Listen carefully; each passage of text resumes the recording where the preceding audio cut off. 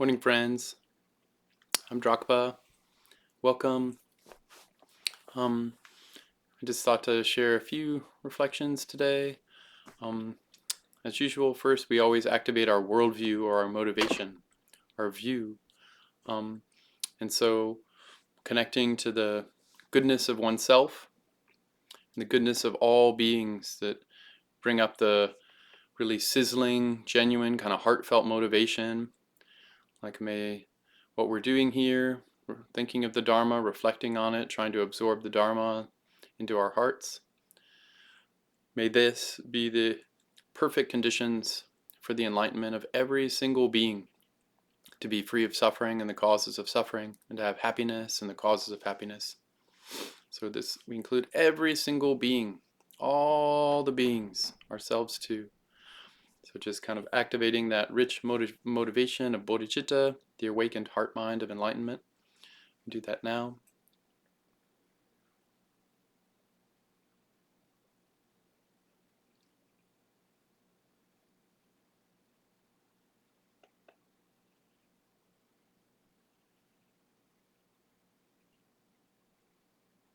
And if we want to really brighten that motivation, we could do a very condensed, brief Tonglen practice, where in the inhalation, we take all the suffering of every single being into ourselves, bravely, courageously. And then as it comes into us, it touches our Buddha nature, our great, vast wisdom, heart mind of enlightenment. And just as all that dense kind of suffering energy of all beings touches our heart, it instantly transforms into great, blissful, inspiring, nourishing, nutritious, bountiful wisdom energy that on our out breath immediately goes out and connects instantly with every single being throughout all the inexhaustible universe. And it transforms into exactly what they need to feel completely protected, uplifted, cherished, seen, healed, encouraged. All the supports for their path of enlightenment and awakening are just like totally perfectly there, just with the light, this wisdom light that just comes from our heart and beams and touches them and uplifts them. Then on the in-breath, we take any dense tension, any cause of suffering, any suffering that's out there, or our own too. Instantly on our in-breath, just so easily just comes into us, touches our Buddha nature, instantly transforms into enlightened wisdom energy. On the exhale, goes out, circulates throughout the entire threefold universe, reaching every single being instantly, becoming exactly what they need for their happiness and enlightenment. And then we do this again. We'll just do this for 3 breaths. This is the Tonglen, sending happiness and receiving suffering. This is like a core heart practice of the Bodhisattvas, those courageous for the enlightenment of all beings. So it's very condensed. We'll just do this for 3 breaths. On the in-breath, take in the suffering. On the out-breath, extend happiness, joy, bountiful uplift to all beings. In-breath, take in suffering. It transforms into great bliss. That great bliss goes out and supports every single being for their happiness and enlightenment. So we'll just do 3 breaths.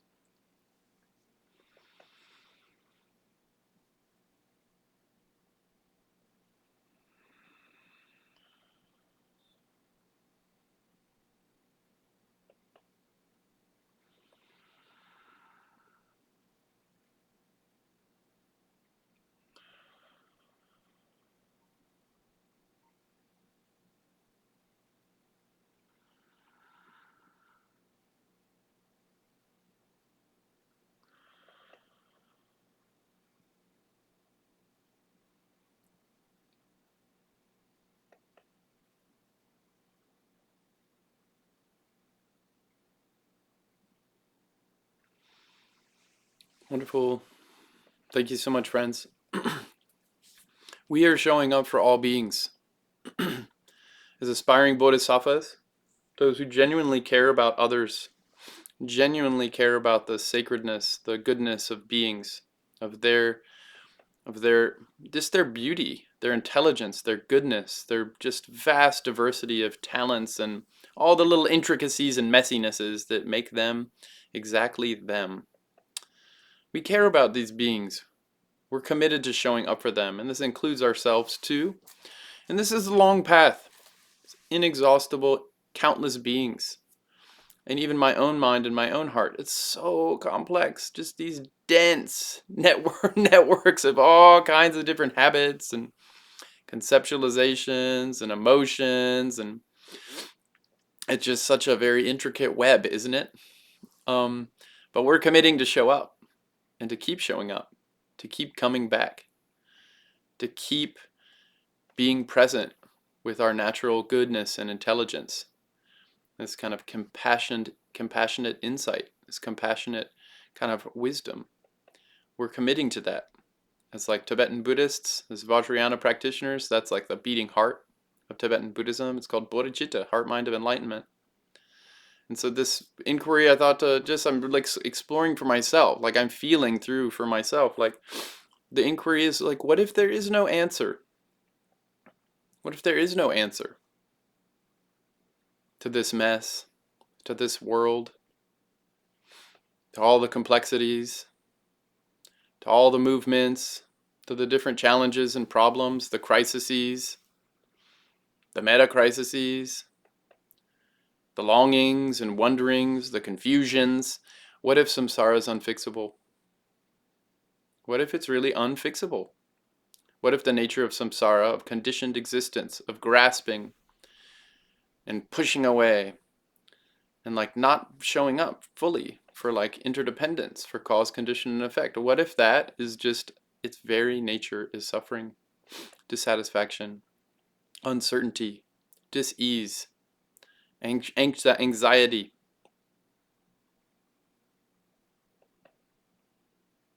Like for a lot of people, this is not like a heady thing, right? I mean, life is so challenging. It's one of the four thoughts that turn the mind to the Dharma. The nature of suffering, the nature of samsara. Its nature is challenging. It's irritating. It's unanswerable. It's unknowable fully. And then what did the Buddha teach? Like, what's the cause? Like this ignorant mind, this unknowing mind, this confused awareness that doesn't see its nature truly, that doesn't see interdependence fully, that doesn't have wisdom and compassion like 100% on. That basically means like it's not in a state of bodhicitta, of Buddha nature all the time. We forget. We don't see our nature. And so we identify with these kind of coverings, the things that are clogging up our nature, that are blocking our nature. And that constriction or contraction, that fixation, that kind of like emphasis on all these kind of like occlusions and obscurations and these habits that, we do it again and again, and it ends up feeling like it's natural, like life is just this way, samsara is just this way. And it's this unknowing of this lack of being in touch with our own essential goodness, our own essential like wisdom and intelligence, this compassionate heart mind of enlightenment, like that we don't know that all the time. Maybe there's glimpses, and we're trying to extend these glimpses as like ongoing meditation. Like that's the whole point of Buddhist practice, to have like a more settled, even, present, full, rich, vivid, inclusive, ongoing experience of our true nature, of the true nature of all beings. That's the whole point of meditation, of Buddhism, that the nature of samsara is nirvana. The nature of suffering is awakening. And this gets into the more tantric side, or the more tantra mahayana or vajrayana side. The nature of samsara is nirvana. If we look closely enough at samsara, the suffering, and its causes, this fixated kind of unknowing, kind of confused awareness or mind, duality mind, then if we release that duality mind, that fixation, the confusion kind of resolves itself, it settles, and what's left is our own wisdom, our own natural intelligence and goodness is enabled, empowered, allowed to just be what it is, be natural, and to shine fully. And then that's called nirvana, like it's just right here. Nirvana in the sense of not something we're like getting we didn't have, it's just a way of being and seeing and knowing and experiencing that like aligns with and attunes with our nature, the nature of you, the nature of me, the nature of everyone, the nature of all beings. And this is like core Sutra Mahayana, like Bodhisattva teachings of the Buddha, and also core Vajrayana, the Tantra Mahayana teachings of the Buddha. But in the pressure cooker of samsara, of fixated, grasping mind, of this exaggerated overemphasis on me, this kind of self-preoccupation and self-absorption, and this always coming back to like this kind of ongoing self-cherishing, this self kind of addiction. Like it's always me first. I need to get my thing exactly the way I want it. It's always this kind of overemphasis, this over centralization of me. So then, okay, we do that. So that's called sentient being. I have an experience of me, and the feeling of me is more special than the feeling of you. And then I feel like I'm still me in this ongoing way. And so this false, kind of convicted, convinced, locked up sense of me that's the best one, then that's kind of root cause. It's the big troublemaker, ego clinging, ego grasping. So we've heard these things. And even if we're walking the path as aspiring bodhisattvas, we're still trying to show up for the world, trying to show up for the person in front of us, show up for our own self, our own emotions, to like actually not follow our destructive emotional habits, but just to kind of relax and release those and like allow the goodness habits, the positive graspings, the merit making, allow that to be front and center as like the beaming kind of tractor beam kind of like pulse of our life. Merit making. Why? So wisdom, the natural wisdom and intelligence of our own hearts and our own minds can just shine brightly without any hesitation, without any worry, without any kind of need to try to figure it all out and make sense and put a nice bow around it and get my, final fixed box, the final answer. Wisdom just kind of can circulate. Wisdom can show up dynamically, can take any shape and size. It can sound like anything. It can take any form. Wisdom is flexible. It's attuned to the living, complex dynamics of bodies and speech and mind, of deity and mantra and dharmakaya, of like all these things that we call the world. Wisdom attunes to those living dynamics, the moving threads of like present, moment, enactment, and it holds them in a really loving, responsive, like vividly present, fresh way that cares for them and also relaxes into even more fullness. So those relationships and connections, those emotions, those thoughts, those kind of like interactions with others have even more space to relax and connect with others, connect with their own intelligence, and to kind of more fully embody and be their own wisdom goodness. So how do we do that? We show up. How do we show up? Because like as the kind of onslaught of 21st century kind of information age, overload, overwhelm, and then specifically in a lot of ways this world we're in feels like and seems like in a lot of ways really on fire. Like in a very practical way, we can see these things. There's literal wildfires. There's all these earthquakes and things are melting, and there's all this kind of political stuff and economic stuff and disease stuff and famine stuff and like things that are like of deep concern for someone who cares about beings. I care about me and my little local loved ones, and then the ones that I'm coming in contact with, strangers and friends and neighbors, and then on and on. I can see more widely. There's so many beings, human beings and more than human beings and animals and invisible beings. In Buddhist terms, there's so many kinds of beings that Buddha taught about. And we're all in samsara.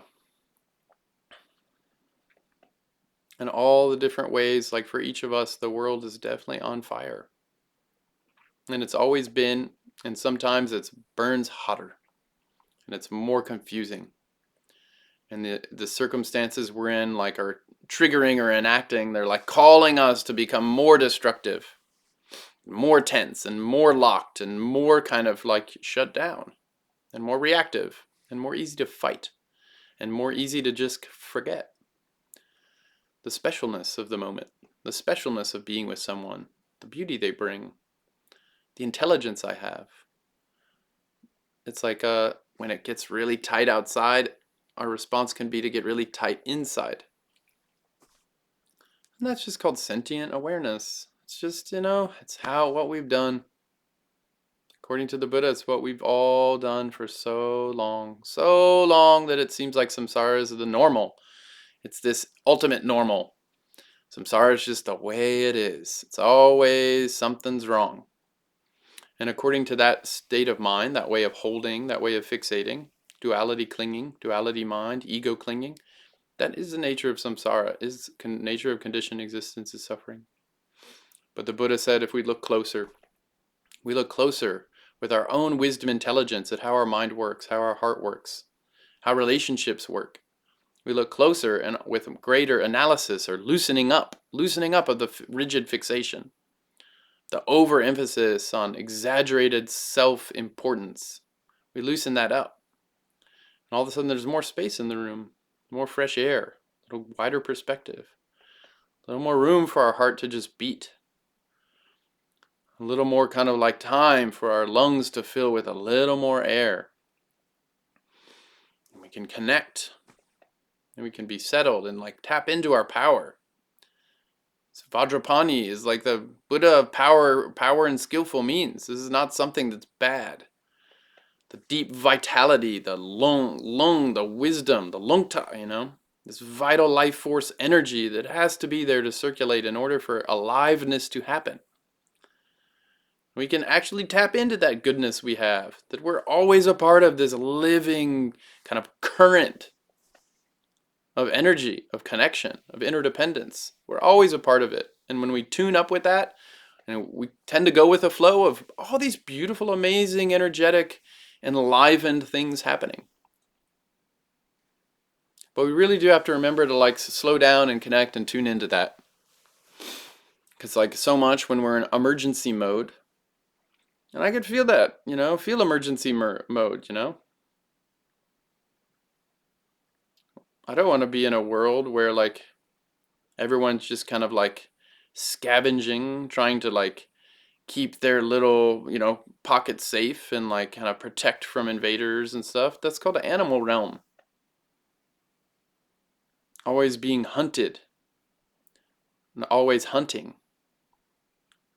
I'm a human being. I don't want to be in animal realm mode. I want to be in human mode. Human mode.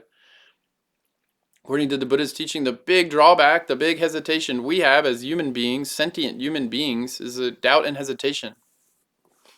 And Rinpoche say in their Inconceivable Door, Wisdom and Compassion, this book, they say the principal thing that human beings doubt and have hesitation around is that virtue leads to virtue, and non-virtue leads to non-virtue. That's the main thing we don't trust. It's the main thing we doubt. Otherwise, we would just constantly be doing good things, constantly be generating merit. So obvious when we extend kindness to others, like how good it feels for ourselves. When we actually turn on love, how good that is. How just it's like we kind of become a field of just nutritious, loving kind of like energy and warmth and kindness, and like people relax around us, and beings and animals relax, and like we ourselves relax. We have these goodness qualities of love, compassion, and wisdom kind of turn on and shine on. It creates this field, this like all of a sudden all these kind of web of interconnections we're a part of start to get saturated with this love and compassion and wisdom coming from us. But we just keep not trusting it. We're more convinced of our constricted, fixated way of being because we've put more time and energy in repeating that. Repeating like me, and it's all bad. And the samsara is just always going to be bad. And everything's wrong. And because we put so much overemphasis on that, and we've forgotten about like, well, what's the nature of samsara? What's the nature of a loving moment with someone else? What's the nature of just enjoying taking a deep breath? It's actually relaxed. It's connected. It's like empowered. It's like we're parts of these living systems. So we depend on this whole world. This joy and appreciation of this gratitude just starts to turn on when we take a moment to show up for it. All the things that have come together to make this moment possible. Even to be with someone that we're not comfortable with. Like all the value that they have. Even if in the immediate moment, like it's easy for us to target the thing we don't like. But like how much value people have. They have Buddha nature. They have these vast histories. They're like a part of families. They're someone's child. Like they have all these hopes and dreams and fears and longings and just all this richness. And we just forget when we kind of overemphasize the tension. And in no way am I like trying to say we shouldn't emphasize the nature, like conditioned experience, cause, condition, and effect. Like Buddhism is always about wisdom and compassion. Wisdom is we need to pay attention to cause, condition, and effect. Compassion is we need to do it with care. We need to show up in our networks of relationships with care and love and kindness and integrity and honesty and a kind of a resilience. We need to develop these capacities, like to feed these fires of ourselves, to like nourish the soil of our own Buddha nature, so that the connections that we're a part of, the relationships that we're in, the like upcoming streams of future unfolding that we're connected to now, that they become these beautiful kind of flourishings and abundance of goodness. And we can do that this moment. Each moment is the opportunity to shape our future, the Buddha taught so clearly.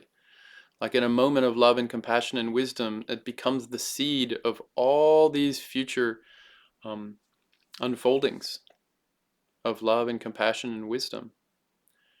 And then people connect with that fruit and people enjoy it. And people like that fruit's it's kind of like a mirror, and they're like, oh, I have this love and compassion and wisdom too. I'm valuable, I'm worthwhile. I have this goodness too. And we relax and we kind of give a little moment for it to shine on and naturally kind of percolate and start to permeate. This love, compassion, and wisdom settles and starts to self-shine, This self-knowing quality starts to turn on with more care and more love and more concern. And then we engage a world on fire. And then we engage someone in front of us who's dying. And then we engage just the heartache of loving a lot and seeing things that we care about break apart. And we let that heartache like fill us, and we like connect with it, and we just let our own goodness like utterly saturate those connections. Our own Buddha nature just like starts to like really sow in such a loving, like kind of loving, lovey-dovey, wonderful way. It's like permeate those connections.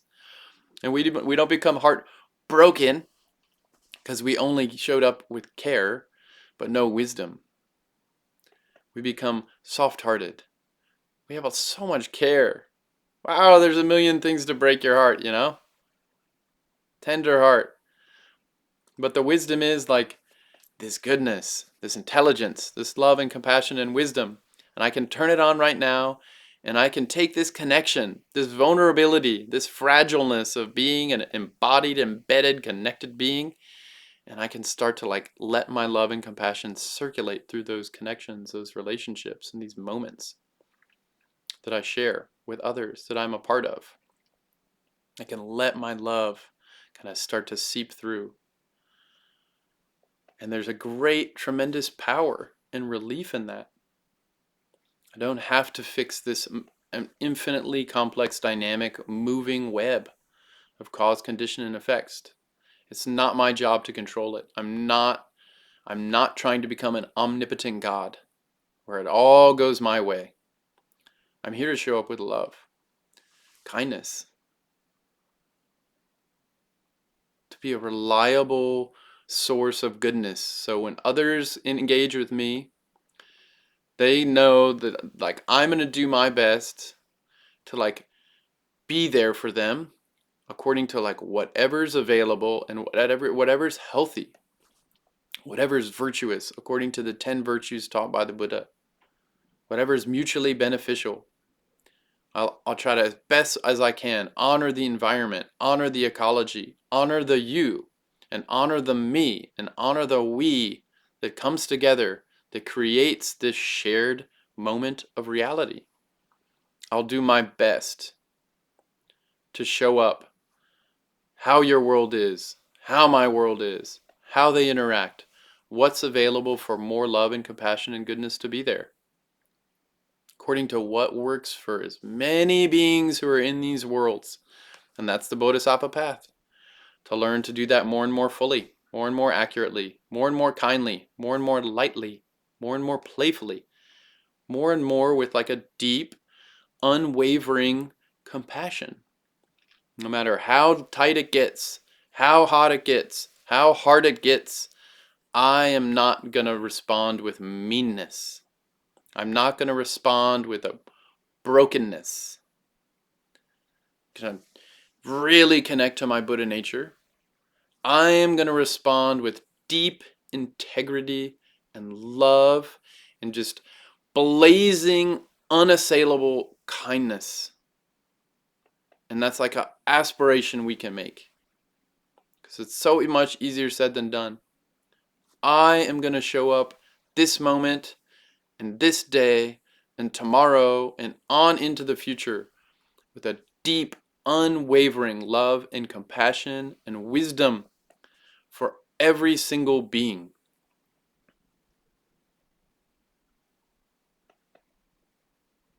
We can keep making this, we can keep honoring, keep connecting, keep enjoying the beauty of such a vow, of such an aspiration. And we don't leave it as a vow and an aspiration. Then we get into the nitty-gritty of this moment happening. Who am I with? What am I responsible for? What's within my power to affect? To actually bring more goodness and peace and love and kindness and intelligence in the world. Not to fix samsara. Not to finally get some forever perfect utopian vision of a like locked in place Hollywood final the end. Because Buddha said that is a fiction. It's all stories, right? These are all just, we all have partial little glimpses of a much larger, inexhaustible, ever unfolding dynamic reality. It's all stories. But some of the stories are just entirely wrong. Completely made up. They're not tracking anything in interdependence.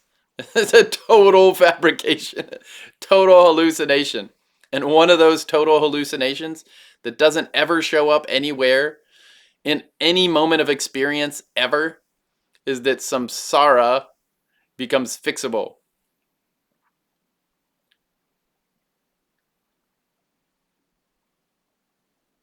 Samsara is not fixable. It's going to keep moving. Impermanence. Change, change, change.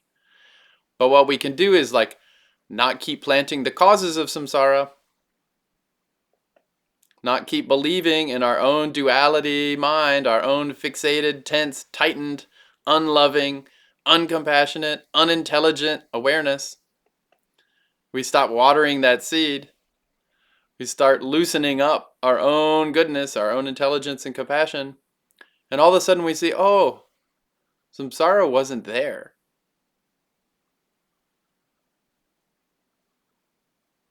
Samsara was totally a function. It was totally a result of my own distorted perception. I was always trying to shove all my relationships into me first. I was always trying to like just funnel it all into like how it all in the end works out for me. And because I do that, because I did that, because I've done that, samsara, that mode, me, self, just utterly like a self-fixation. The nature of self-fixation, that way of always being, as long as we keep fueling self-fixation, only me. It all has to go my way. I'm the most special one. That is always dissatisfying. But right when we release that, you, us, all of us, all beings, all of reality, as our views get bigger, as they get more heartful, as they become more genuine, as we saturate ourselves with that love and compassion and wisdom that's like bigger and bigger and bigger and wider and deeper webs of connection, deeper apertures of what we care about. Me and you and us and all of us and all beings and all reality. As long as space and time exists, as long as sentient awareness happens, I will love. I will care. And I'll see the dynamic, moving, unpinnable nature of all of it. It's always flexing and changing in all kinds of unexpected, surprising, mysterious ways. And it's not my job to map all those dynamics. It's my job to tune in as much as I can to those dynamics and to be a field of love and kindness and goodness. That I care for you, and I care for me, and I care for us, and I care for all of us.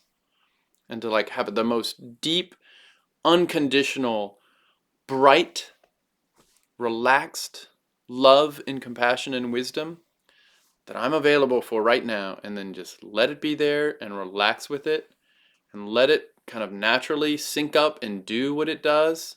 Let go. Love and let go, right? Show up with love and let go. People have to be allowed to make their mistakes. They have to be allowed to shine the way they shine. They have to be allowed to love the way they love. They have to be allowed to know the way they know. And if there's, someone going through all those connections, really like deviously, arrogantly, selfishly just destroying, kind of search and destroy mode, if they're in the me mode, then we show up with intelligence and love and fierce love and fierce compassion. We have very intelligent boundary making, like ninja skills, all kinds of skills the bodhisattvas are training in. To like actually contain a fire if a fire is out of control. There's so many skills to do that in Buddhism, and they all are rooted in love and compassion and wisdom. Not an ounce of anger. Not an ounce of othering, of enemying.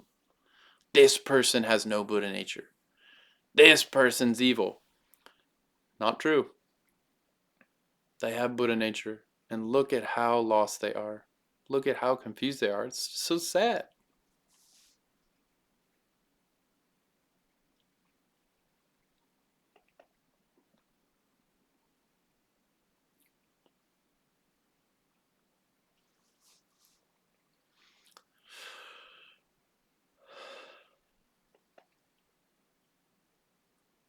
So we just love them. We do it intelligently. We do it really really intelligently. We use all our types of intelligences, all the wisdom we can muster. When there's a danger, we turn on our intelligence. We don't just turn on our fight, flight, freeze, fawn mode. We turn on all our wisdom, bodhisattva, ninja skills. And we engage with love that plants the seed for a future unfolding that's Buddha nature uplifting. Their Buddha nature, our Buddha nature. And we do the best we can. And we give space and we let go. That's why the Buddha taught renunciation. Give space. If something's too dangerous, too overwhelming, I can't do it. I don't know. I have no idea. We get space. If all of a sudden I have a little more resources, I have a little more intelligence, I have a little more courage, I have a little more power, privilege, advantage, ability, then I can also like try to purify this. Oh, there's a danger coming. Well, like, okay, if it's fire, then I can like get some water and try to like lessen the fire. It's purifying. Because we're not feeding the fire with the fuel it needs. We're actually reducing the fire or pacifying the fire. It's called this purification response. And then transforming response. Okay, there's fire. There's so much energy in that. We can contain it and use that contained fire energy to like fuel a city. If we have the skills. Like we can show up as a Buddha, as a deity and mantra, as like a wisdom mandala, like a total, like unflinching, like extensive retinue of Buddhas and Bodhisattvas, Dakas and Dakinis, all the enlightened beings. Our whole universe can turn on instantly. We can become like unwavering, courageous Vajrapani, or like unblinking, like totally wisdom beam loving Chenrezig, Buddha of compassion. That's called transformation. If we've trained our heart and mind that we take on the suffering and instantly like that becomes fuel for our own awakening to connect more deeply with love and compassion and wisdom with the other, with the self, with the world. Saturate those connections with love and compassion and wisdom. That's all these deity mantra and Dharmakaya trainings in Vajrayana Buddhism. We learn to like how we can easily access that as our natural disposition. This Buddha nature.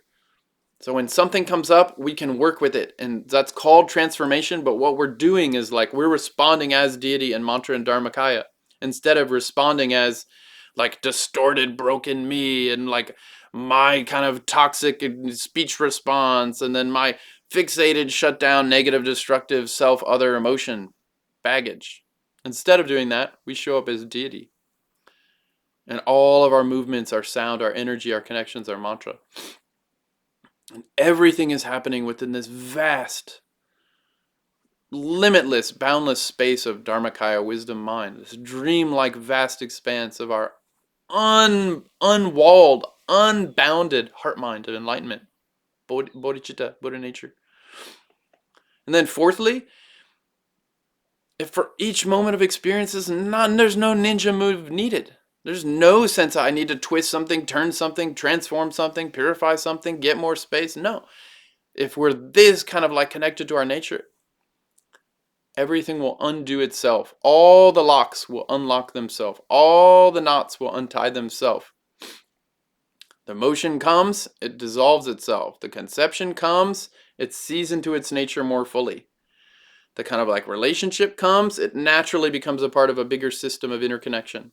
There's self-liberation modes. That's called more Dzogchen or Mahamudra, or these various kind of traditions, where it's like the showing up with so much wisdom and compassion, so much kind of union, natural union of heart and mind and body, of Buddha nature. When that becomes more of the default mode, the natural condition, when we become that, like really holding awareness, Vijayaras, like we become awareness holders. When we're steadily like abiding in the ongoing continuous thread of a wisdom mind, wisdom heart. That's Tantra, continuity, Gyu. When we're constantly in the thread of awakened and enlightened awareness of our body, of our speech, of our mind. So of form, semi-form, formless, body, speech, mind. Then everything's arising as deity. Everything's arising as mantra. Everything's arising as Dharmakaya. And if we have that way of engaging with experience, even when the world's on fire, it's naturally going to extinguish itself. Which means its own Buddha nature is going to self-reveal. Its own enlightened essence of love, compassion, and wisdom is going to outshine the distorted, duality, fixated, like puny, pathetic, little locked up mistaken beliefs that from that wisdom mandala mind, they're just like utterly like sad, little tiny twisted nightmares. And we like shine a light of love, compassion, and wisdom on them just naturally, kindly. And those nightmares are like, they wake themselves up. What am I doing? Why am I causing so much trouble, you know? This is just so painful. What am I doing here? Just like care, you know? We care. And they start to relax and self-reveal. They start to self-know. Oh, I can be loving. Oh, I am worthy of loving. And that intelligence starts to shine on. And very gradually, like those old habits of locking up, of not seeing clearly, of not allowing love in, those old habits gradually lose their energy, lose their fuel, because they're just temporary habits that we've put a lot of emphasis on and repeated a whole lot. But it's not our natural state. The Buddha taught this so clearly, especially in the so-called higher teachings, but it's throughout all the teachings, outermost, innermost. The Buddha taught this. And simply put, it's called kindness. If we want it really simple, higher order simplicity, be kind. Be kind. It's all dreamlike. Your nature is awakened. Be kind. It's all dreamlike. Your nature is awakened.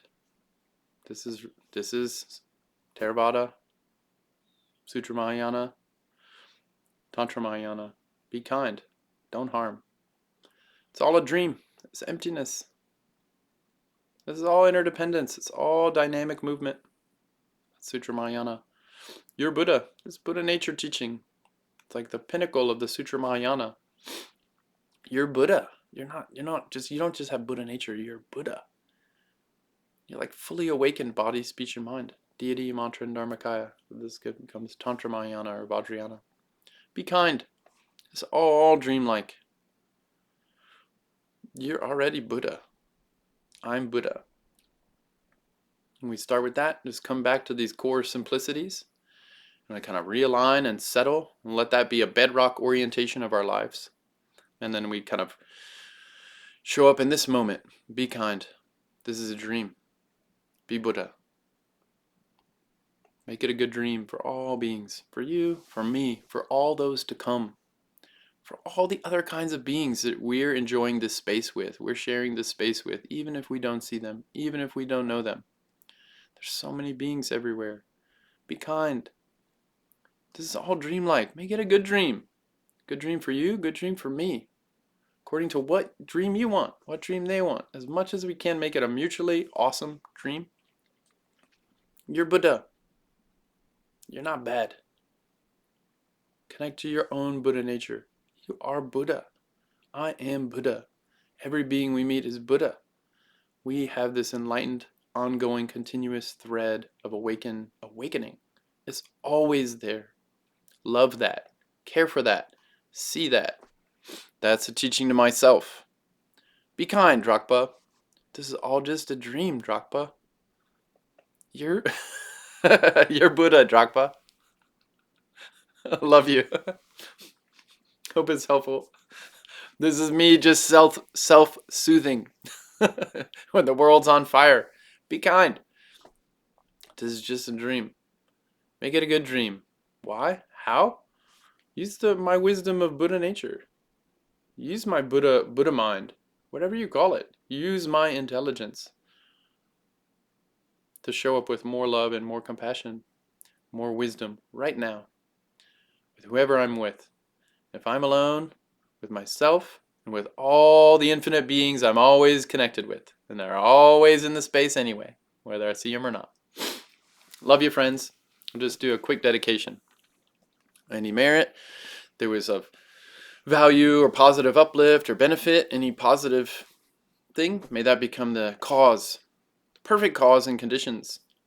The perfect conditions for the natural primary cause, the Buddha nature of all beings, to just turn on 100% brightly, and all beings just relax and enjoy their own awakened presence.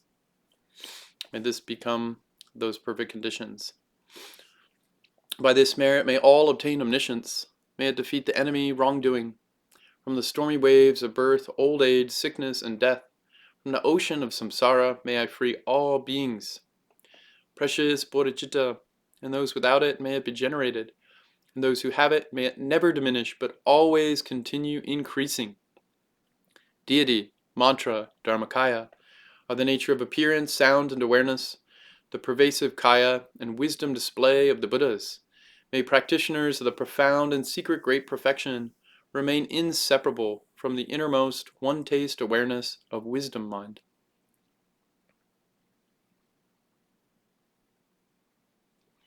Love you, friends. We're in it to win it forever. I'm happy that's true. I'm glad to be showing up with you. Yeah, let's make it a really good dream for all beings forever. Cool. Thank you.